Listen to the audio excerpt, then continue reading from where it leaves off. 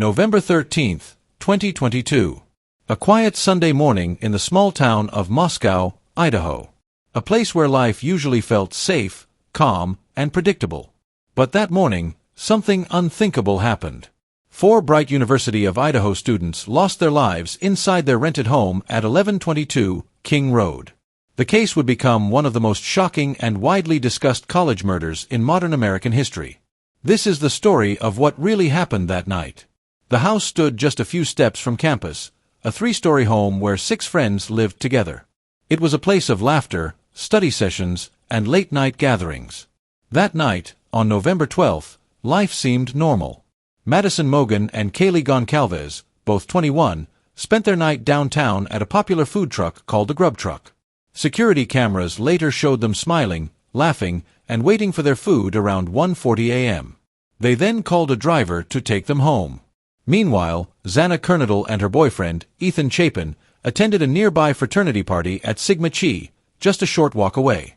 They returned to the King Road house around 1:45 a.m.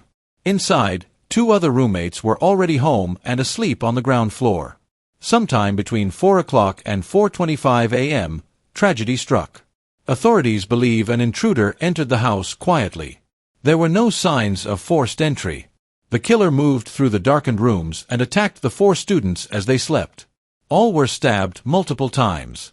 The scene was described by investigators as one of the most disturbing they had ever witnessed.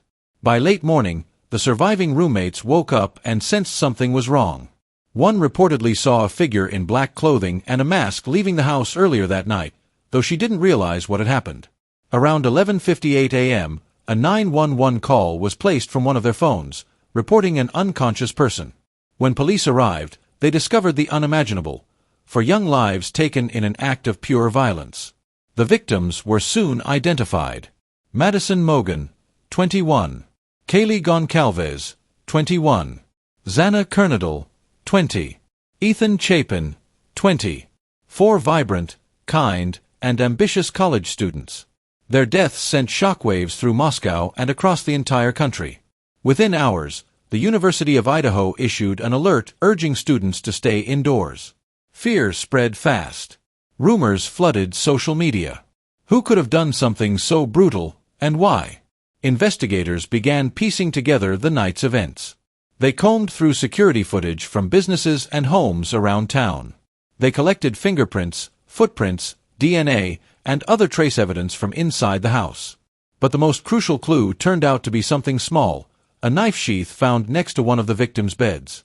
On that sheath was a single male DNA profile. It didn't match anyone in the national database, but it was the start of a trail that would eventually lead detectives to the suspect. Over the next several weeks, police followed hundreds of leads. They interviewed friends, neighbors, and classmates. At first, they had no named suspect, and frustration grew in the community. Many students left campus early for the holidays, afraid to stay in town.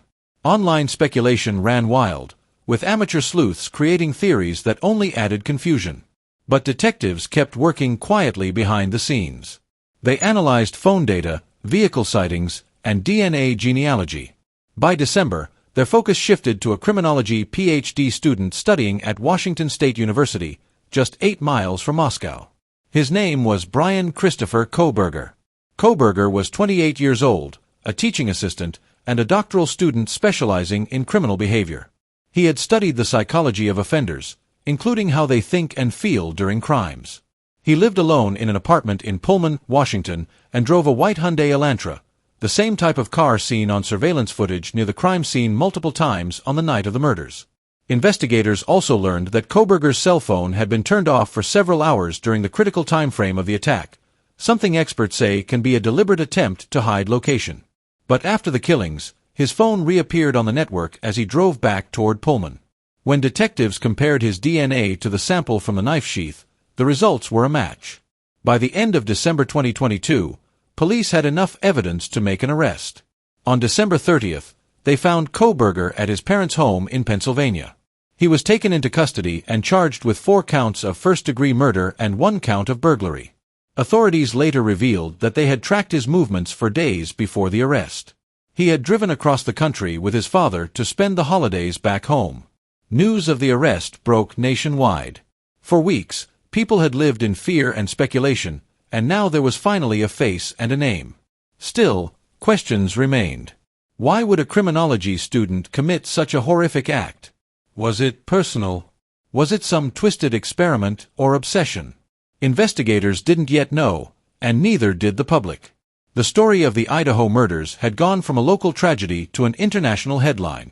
The facts, the grief, and the mystery gripped millions. But this was only the beginning.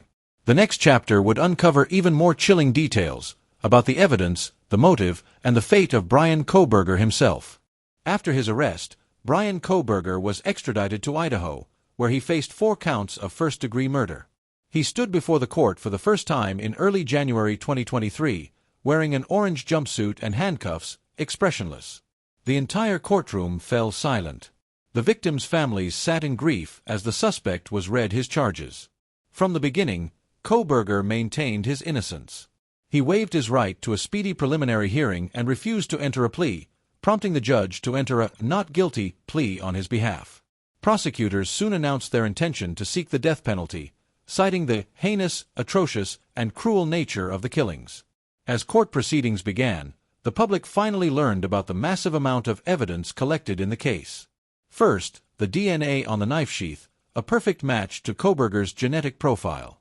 Investigators had compared the DNA from the sheath to trash collected outside his parents' home. The results linked directly to him. Then came the phone records. His cell phone had connected to towers near the victim's house on several occasions before the murders, suggesting he may have been stalking the home. And on the night of the killings, the phone mysteriously went silent between 2:47 and 4:48 a.m., the exact time frame of the attack.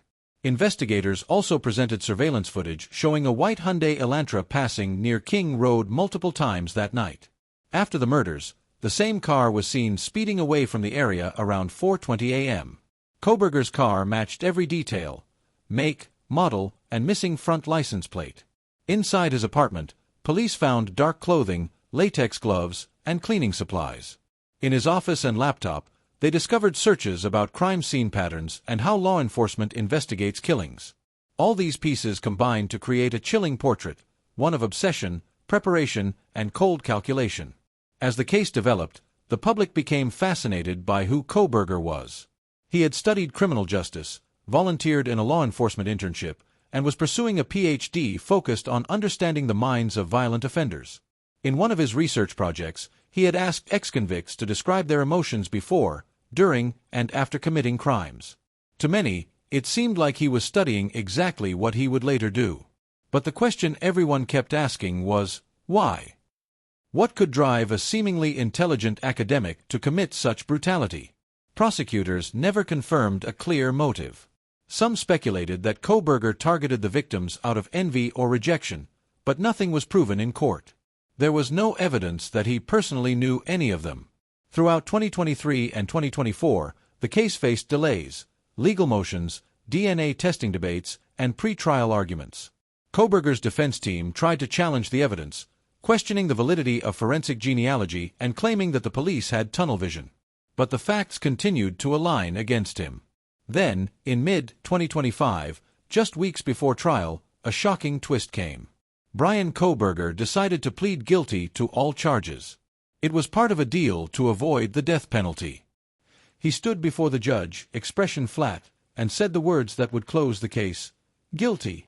In July 2025, he was sentenced to 4 consecutive life sentences without the possibility of parole, plus additional years for burglary.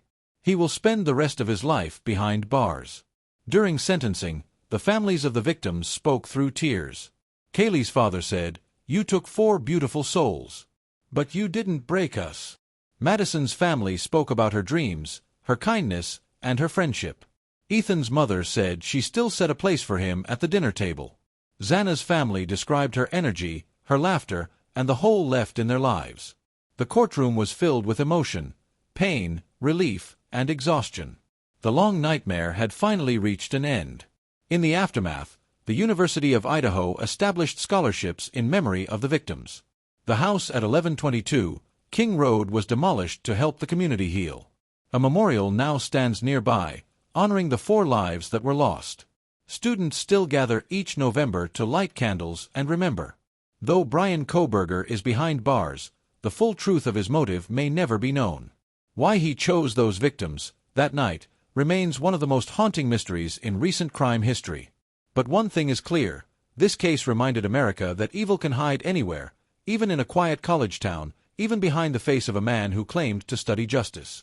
As of 2025, the story of the Idaho college murders continues to fascinate and horrify people around the world.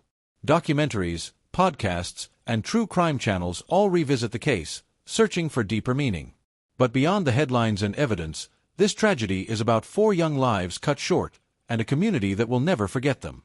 Madison Mogan, Kaylee Goncalves, Xana Kernadal, Ethan Chapin. Their names will forever echo as a reminder of how fragile life is, and how important it is to remember, honor, and protect one another.